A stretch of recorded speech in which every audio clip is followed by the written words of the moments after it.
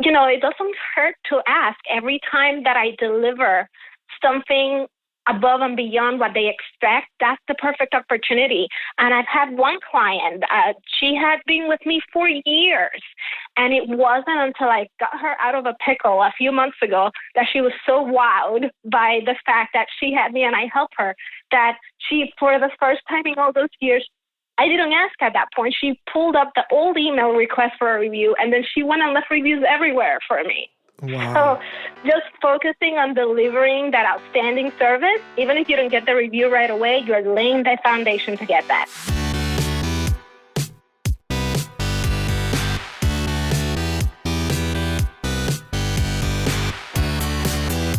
You're listening to The Successful Bookkeeper with your host, Michael Palmer. Listen each week as inspiring guests share their secrets of success to help you increase your confidence, work smarter, and build a business you love. This episode of The Successful Bookkeeper is brought to you by PureBookkeeping.com, the proven system to grow your bookkeeping business.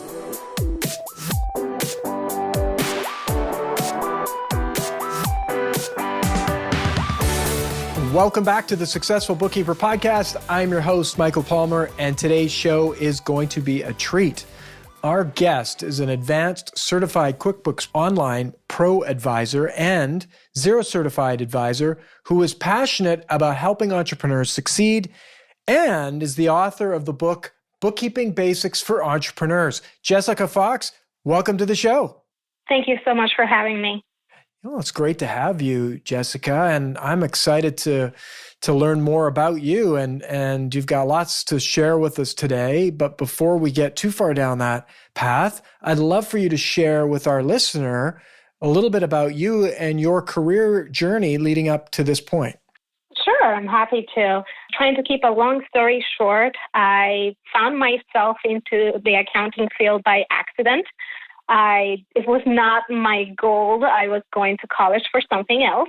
But while I was in college, I had the opportunity to assist a business that was in the middle of an audit and did not have a bookkeeper. And I found that I had a good affinity to it, that the numbers made sense. And going back a little, it should have been a hint to me that I used to like doing my parents' taxes when I was younger, but I had not connected those dots until I had actually helped a company. And they were so impressed that they offered me a position. I was a corporate bookkeeper for almost 10 years.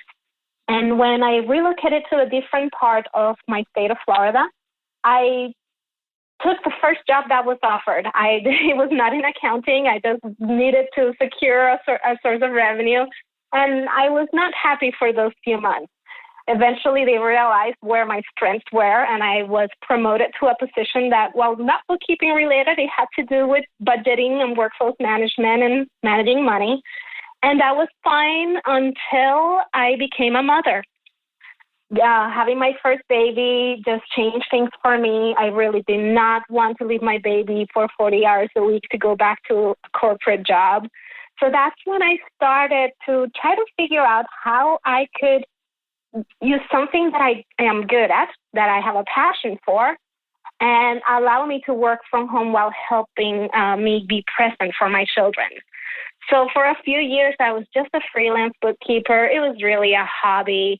It was nice, spare money, but I really did not know what I was doing business-wise.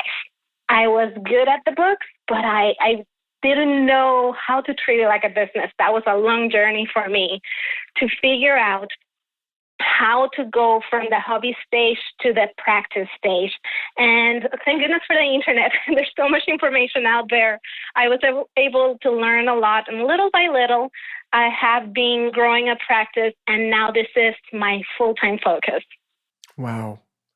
It's an interesting journey, and I love the fact that you did this in service of you being with your family and taking more time to be with your family and making it work. And now, you have a business that is growing and you're doing it, which is exciting. Yes, it is. When you were doing it, did you hit any roadblocks, pitfalls? Oh, definitely several. The first one was the fact that I was trying to figure things out. At first, I tried to be the Jane of all trades, master of none. I took whoever. I didn't care what type of business they were, what type of software they were using. And very quickly, I realized that that was not a good way to scale. So until I learned that I needed to specialize, identify my ideal client, pick a niche that I was really good at and focus on that, that was a stumbling block. I also had some self-confidence issues that I had to overcome in terms of becoming confident enough to sell myself, to convey why I am good at what I do and why what I offer is valuable. And still, it's a learning process. There are some aspects that could be better. I usually consider marketing to be my Achilles heel, but I am a lot better at it than I was a few years ago. And I know that by next year, I will be a lot better at it than I am now. Absolutely. And share a little bit about that. How did you get clients in the early days? In the early days, I actually did outsource work for an accountant. Every time she would get busy during tax season and people would just drop off boxes of receipts, she would give them to me and I would create a set of books. So all she needed to do was focus on the taxes. Then one of her clients was so impressed by the cleanup that I did that they reached out to me to maintain their books. And I liked how that was going. So then to figure out where to go from there, I tried to post an ad on Netflix and I got some clients from that. But as many of the listeners know, that's not the optimal way to get clients. I am very techie, so I built a website. And it was not an overnight success, as you're probably familiar with, because I really did not have a marketing budget. And it takes a while to build that SEO, to be found by the search engines. But that has paid off. And now my website is one of the biggest lead drivers besides referrals to my business. And since then, it's also become certified in the different products that I offer because that allows me to be listed in their directory. So when a user of QuickBooks Online is needing help and they go to their website, because I am advanced certified and I have over 5 five-star reviews, I ranked as the number one result in the listings when somebody searches in my area. So that has been also a great way of getting clients. Wow, that's fantastic. So that's a piece of interesting information. So as a pro advisor, people have reviewed you, and that makes things better for you in terms of people finding you and seeing, choosing you on the portal. Oh, yes. Getting reviews is very important to help you rank high, not just in the Pro Advisor website, but in other parts on the internet. For example, if you visit Google My Business for my town, I am the top ranked result in bookkeeping just because I encourage my clients to leave reviews. And many of my clients ignored the request, but enough of them answered that it put me ahead of everybody else because not everybody has reviews, and these online algorithms really put a lot of value in that.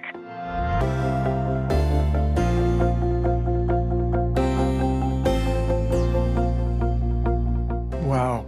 That's a great tip, and thank you for sharing that. And an encouragement to the listener right now is it's not easy, is it? Because you went out, you asked people again and again and again until finally you got enough of them to say yes and leave you a review, a testimonial. And it's not because they don't want to do it. Typically, they're busy, right? Everybody's busy, and leaving reviews for people can sometimes be difficult. Because it's like, well, what should I say? I don't want to say the wrong thing. I don't want to make it worse for them, right? So there's all this the questioning as the recipient, right, who's going to write the review. But you persisted to work at it, and you got it done, and now it's paying off. Yes. And I will say probably maybe 20% of my clients have ever left me a review. And usually when I request, I give them a list of choices, like you can go to the Pro Advisor website, you can go to Google, you can go to my website.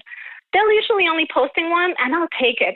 Every little bit is better than none. Yeah. And yes, you are right. They are busy. They forget. Sometimes they don't really know what to say. But eventually, it doesn't hurt to ask. Every time that I deliver something above and beyond what they expect, that's the perfect opportunity. And I've had one client, she had been with me for years. And it wasn't until I got her out of a pickle a few months ago that she was so wowed by the fact that she had me and I helped her, that she, for the first time in all those years, I didn't ask at that point. She pulled up the old email request for a review, and then she went and left reviews everywhere for me. Wow. So just focusing on delivering that outstanding service, even if you don't get the review right away, you're laying the foundation to get that. Wow, fantastic. Great story. And, you dug the well. You dug the well, and eventually someone came to drink. And if you hadn't done that and laid that groundwork, it wouldn't have happened. So kudos to you for doing that. And it's inspirational, I think, for our listener. Now, you are, based on your website, a ferocious learner. You've already talked about the fact that you're updating your skills, you're getting yourself certified. How do you balance all of the keeping up with education and your business, plus having 2 kids? It's a lot of juggling, but what helps me is having a good time management system. I schedule time for continuing education, just like I schedule time for my client billing or for my client work. I make sure that I dedicate at least 1 hour per week to learning something new. Many times it's in the form of webinars, because there are so many amazing webinars available in our industry. Many of them are free. Sometimes I may pursue a course that I've had my eye on, and I'll be able to work through it as fast as the professor intended, but I make sure that I schedule it. It shows up in my to-do list. I get a reminder that I need to do it, and I don't check it off until it gets done. Now, the other factor is, I do have 2 children at home that are homeschooled, so flexibility is key. I may say that I plan to do my education on Friday at 2 o'clock, but that may get pushed back until Saturday at 9 p.m. But as long as I don't just continue letting it slide, and that's something that is important to me in order to not get overwhelmed, I regularly review where I'm at with my different goals and my different to-dos and make adjustments accordingly and prioritize as needed. So if for whatever reason I did not get to do any learning last week, I get to do double the learning this week. Beautiful. I find it very inspiring around the way that you manage your time. Were you always like that, or was that something that you learned? What's the story behind your time management practices? Oh, I wasn't always like that at all. I had to learn this through the School of Hard Knocks. I went through a period where I knew what I wanted to do, but I did not know how I wanted to do it. And I was feeling like there were not enough hours in the day. I had the 2 children. I also do volunteer work because I believe in giving back to the community. So I had to have time for that, have time for my spouse. I also needed me time, mental health time. I am a voracious reader, and I find that if I don't get to read for fun at least 15 minutes per day, I am not so productive. So I went through some periods of a lot of anxiety and chaos until I figure out the best way to do it. I first just started with doing a to-do list, but I found that it wasn't doing me any good if I wasn't looking at it. So that's where apps came in, where I could use a task tracking app and assign a due date for my to-do list, even if it's just taking out the trash. I even have that set up, just so that way nothing falls through the cracks. And I sleep so much better since then, because I would before wake up in the middle of the night going, oh my goodness, what did I forget? And then having to find the list and trying to figure out what in between all the crosses and marks and edits, what is still pending. So that's where technology has really helped me. And do you have a preferred app that you use for managing what there is to do? Yes, I use GQs. It's designed to work for G Suite and Gmail users, but there are similar apps out there that can work for those that use Microsoft Office 65 or others. ClickUp is one of the options. You can even use the free version of Asana or Trello if you don't want to pay for an app. Got it. Beautiful. But your app, say what it is one more time. It's called GQs. Okay, well we'll have a link posted to that one, and it sounds like something that's working for you. And whenever it's working for someone, it's if someone's looking for a solution like that, they want to have more control or command over their time. This is something that they can take a look at and start doing what you've done, which is to figure it out. It wasn't working, and you said there's got to be another way, and you iterated until you found a way that's working, and now it is working for you. Yes.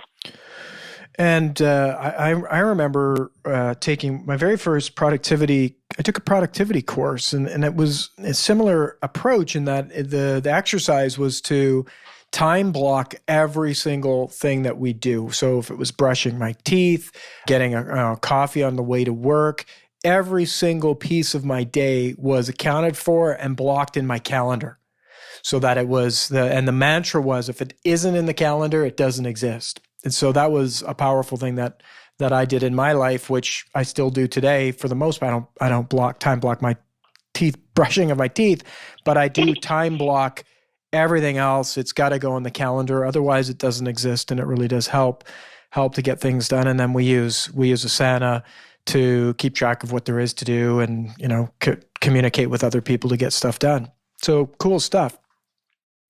Now, yes, you jumping back a little bit to marketing, what I love, one of the things I loved about getting to know you was the fact that you are developing yourself as a thought leader with your knowledge, and you have written a book. As I mentioned in the introduction, you wrote a book. Tell us about that journey and how it's helped you. Oh, that was a fun journey. I've never considered myself to be a writer. And I had gone through all these different marketing courses and following all these marketing influencers. And I knew that social media marketing was not going to be a good fit for me because I just did not have the time and the inspiration to generate new content constantly. So when I was in one of these courses, they said, well, an alternative is generate something of value that can just bring leads for you.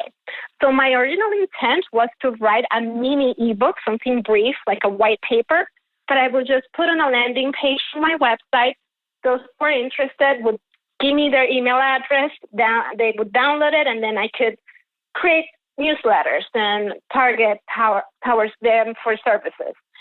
And it just got away from me as I started to write. I realized it was getting a little longer. My book is pretty brief because I know that my target audience is very busy and does not have the attention span to read something that they don't consider fun. Because let's be honest, besides bookkeepers and accountants, nobody else really finds accounting to be fun. So I needed to make it in plain English, make it straight to the point so that they could understand why it's important to them. And when I finished the draft, it was formatted and ready to go.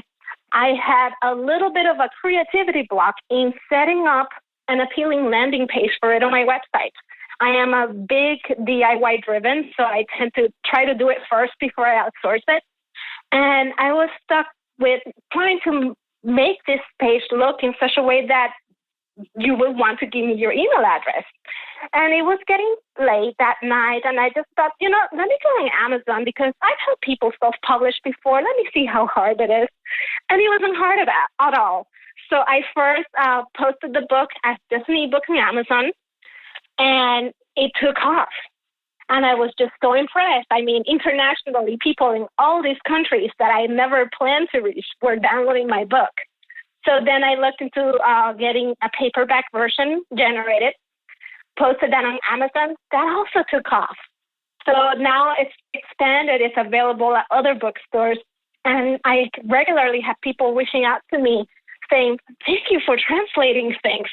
Because when I was doing my research, nobody had done this. There's all these books that talk about finances for business, but none of them break down to the basics to help a startup or somebody that, their focus is in growing their business understand why it's important to have good books.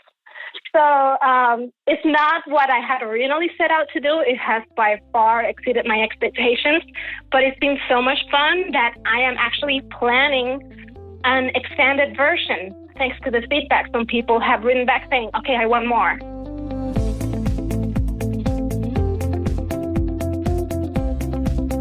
Fantastic. What an amazing journey. And tell a little bit about how it's helping you in your business. Well, it definitely has worked to get me leads. It's still not available. I still don't have that landing page on my website that I had originally set out to do because I haven't had the need for it. I do have people that read the book first and they think, okay, this is doable. Let me try to do it myself. And then they realize, wait a minute, my time is worth money. I should just pay an expert to take care of it so that it's done on the first try. And that way I can focus on growing my business. So that's like the biggest message that a lot of people are getting from the book is realizing that, yeah, you could try to outsource it. You could try to do it yourself, but you definitely cannot ignore it. Beautiful. Well, I just love that. And it's just an amazing time to be in business as a small business owner with so many resources and powerful tools that we can use to grow our businesses. And you're out there doing it, which is pretty cool. And I'm sure it's just the very beginning of where you'll go with your own thought leadership and marketing. I'm sure many listeners are saying, wait a second, didn't you say you were, not that great at marketing, and yet you're hitting them out of the park here? Yes, and I think what helped was that I did not follow what all of the blogs were telling me to do. Because when you Google, marketing for bookkeepers or online marketing, there's all these step-by-step things telling you this is what you need to do. And it just didn't feel right. So I just decided to do my own thing on a whim. I figured I had nothing to lose but time, and it's paying off. Fantastic. Well, I love that. I love that story. Thank you. Talk a little bit about your website, and you spent time getting that up and figuring it out, and what was your approach to your own brand and what you wanted to put forward to potential clients? When I first built my website, I really did not understand branding very well. I am very techy. I've been building websites just for the fun of it since I was in high school. So I knew how to create the website. I struggled on how to put the content. So the very, very first version of my website was not very appealing. It was very dry because my style of communication is very professional and, let's be honest, boring. So it has taken a gradual process of evolution as I get to understand my clients and what they respond to then tweak my website into their language. Because people don't care about you offering bookkeeping or bank account reconciliation. They care about the results that gives. So once I changed the focus on my website from I do this and this and this to I give business owners peace of mind, conversions went through the roof. And that was my aha moment. And it's the fact that, I need to learn how to speak to my target audience. What's their pain point? What's keeping them up at night? And it's not perfect, but it's a lot better, and it's definitely working.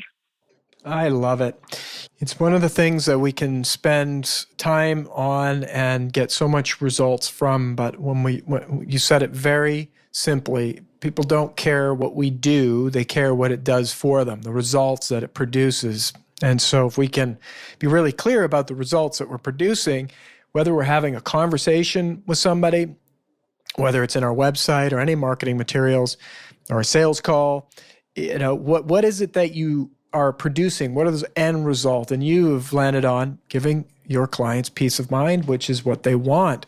So I just love that you've discovered this along the way and you've done your best to go out and do it, reiterate, try new ways. Some things work, some things don't, but here you are, you're bringing in leads, consistent leads, you're growing your business. It's inspiring. What's next for you in your business? What does the horizon look like? It's bigger and better. That's where I'm headed, and that's where I'm focusing now. 2 years ago, I decided to treat it like a real business, no longer just a hobby or a side gig.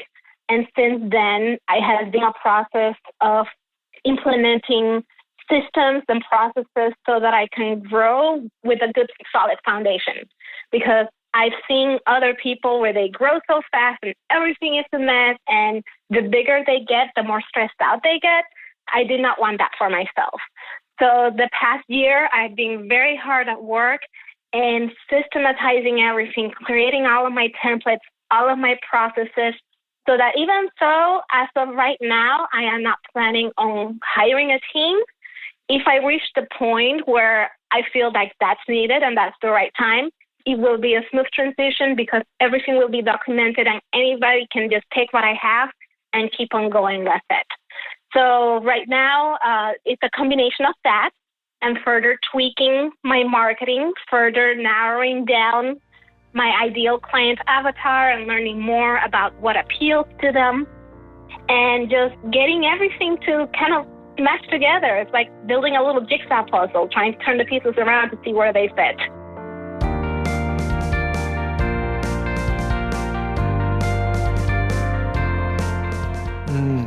It's exciting, and we definitely love systems and process and building a repeatable business that can scale. It's an exciting conversation. Now, I think it's also important to highlight that you have a balanced life. Well, I shouldn't say balanced, but you've found harmony in your life amongst all the things that there are to do in your life. And one of those things that you talked about was giving your time to other people in need.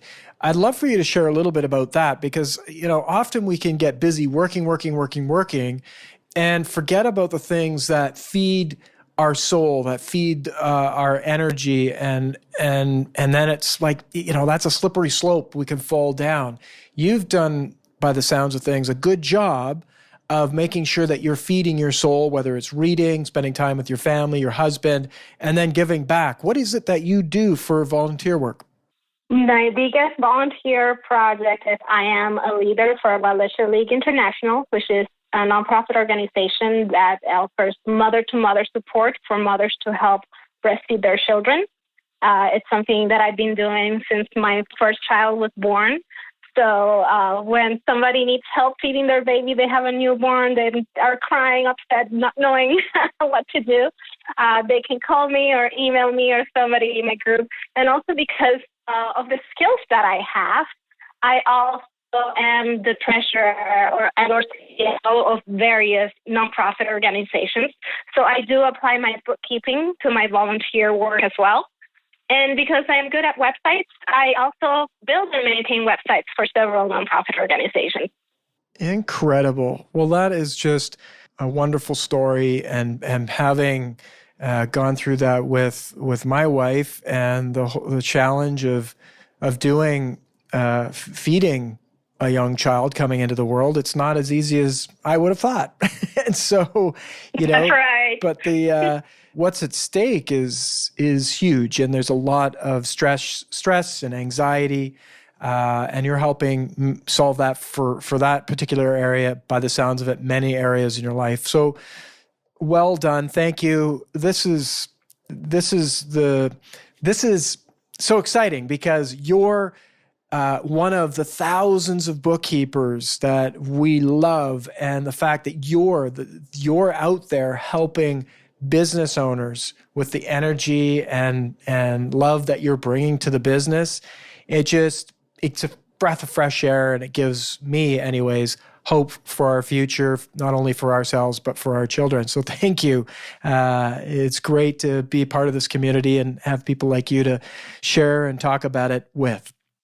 Thank you so much. Yes, it's such an honor, and I love our community. It's not something that I knew existed when I first started my business. I only discovered all these bookkeeping communities in the last couple of years, and it does take a village. I've learned so much from others, and I hope that others can learn from me as well. Beautiful. Well, Jessica, this has been great having you on the podcast. I'm going to love to have you back again and hear what's new and how things have worked out for all the different things that you're working on. And so I'll look forward to having that. But thank you so much for your generosity and sharing what's been working for you and where your business is at. It's been great. Oh, thank you. And you're welcome. It's an honor. And thank you for having me. It's been a pleasure. before I let you go, I'm going to talk about reviews. You talked about asking your clients for reviews, and I'd love to ask the listener to leave a review for our podcast, wherever you listen. If you could leave it on Apple or Google, wherever you're listening to your podcast, whether it's even on Facebook, on our Facebook page, I would love for you to leave a review. If you found this episode or any of the episodes valuable, let us know. Let other listeners know and rate us and review us. And that would be very helpful for us to grow our listenership and grow our community. And with that, we wrap another episode of the Successful Bookkeeper Podcast.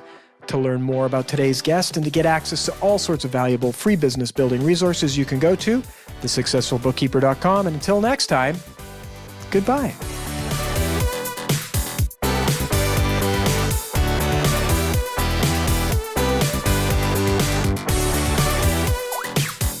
You've been listening to The Successful Bookkeeper with Michael Palmer. For more information and to download the resources mentioned in this episode, please visit us at thesuccessfulbookkeeper.com. Thank you for listening.